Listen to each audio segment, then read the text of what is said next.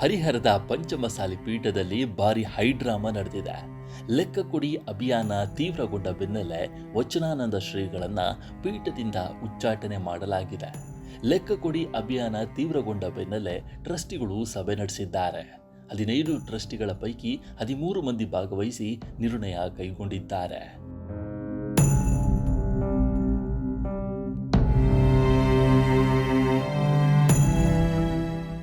ಇದರ ಬೆನ್ನಲ್ಲೇ ವಚನಾನಂದ ಶ್ರೀ ಪ್ರತಿಕ್ರಿಯೆ ಕೊಟ್ಟಿದ್ದಾರೆ.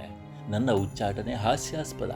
ಟ್ರಸ್ಟ್ನವರಿಗೆ ಲೆಕ್ಕ ಕೇಳಿದ್ದಕ್ಕೆ ಟಾರ್ಗೆಟ್ ಮಾಡ್ತಿದ್ದಾರೆ. ವ್ಯವಸ್ಥಿತವಾಗಿ ಷಡ್ಯಂತ್ರ ಮಾಡಿ ನನ್ನನ್ನು ಉಚ್ಚಾಟನೆ ಮಾಡಿದ್ದಾರೆ ಅಂತ ವಚನಾನಂದ ಶ್ರೀ ಆರೋಪಿಸಿದ್ದಾರೆ. ಶ್ವಾಸಪೀಠದಿಂದಲೇ ನನ್ನನ್ನು ಸಮಾಜ ಗುರುತಿಸಿದೆ. ಶ್ವಾಸಪೀಠ ಹಾಗೂ ನನ್ನ ಹೆಸರಿನಲ್ಲಿ 1 ಇಂಚು ಭೂಮಿ ಇಲ್ಲ.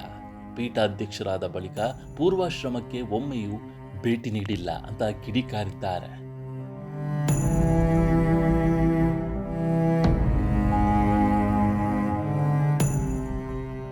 ನಾನು ಲಕ್ಷಾಂತರ ಭಕ್ತರಿಗೆ ಉತ್ತರಿಸಬೇಕು. ಈ 12 ಜನರಿಗೆ ಉತ್ತರಿಸಲ್ಲ. ಟ್ರಸ್ಟ್ನ ಸದಸ್ಯರು ಕೋಟ್ಯಂತರ ರೂಪಾಯಿ ಅವ್ಯವಹಾರ ಮಾಡಿದ್ದಾರೆ.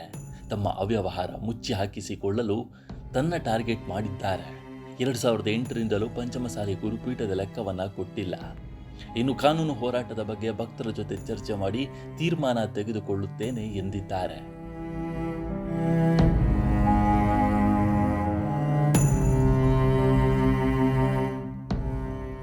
ಇದರ ಬೆನ್ನಲ್ಲೇ ವಚನಾನಂದ ಶ್ರೀ ಪ್ರತಿಕ್ರಿಯೆ ಕೊಟ್ಟಿದ್ದಾರೆ.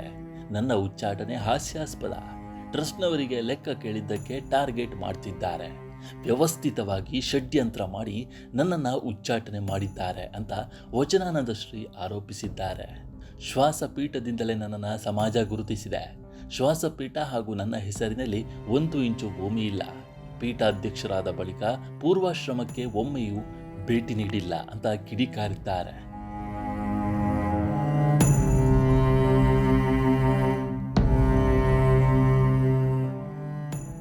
ನಂತರ ಹರಿಹರ ಪಂಚಮಸಾಲಿ ಪೀಠದ ಮುಂದೆ ಹೆಚ್ಚಿನ ಸಂಖ್ಯೆಯಲ್ಲಿ ಭಕ್ತರು ಜಮಾಯಿಸಿ ಆಕ್ರೋಶ ವ್ಯಕ್ತಪಡಿಸಿದರು. ಲಿಂಗಾಯತ ಗುರುಪೀಠದ ಧರ್ಮದರ್ಶಿ ಮಂಡಳಿ ಹಾಗೂ ಭಕ್ತರ ನಡುವಿನ ಸಂಘರ್ಷ ಮಠದ ಆವರಣದಲ್ಲಿ ಹೈಡ್ರಾಮಾ ಸೃಷ್ಟಿಸಿತ್ತು. ಹೀಗಾಗಿ ಮಠದ ಆವರಣದಲ್ಲಿ ಬಿಗುವಿನ ವಾತಾವರಣವು ನಿರ್ಮಾಣವಾಗಿತ್ತು.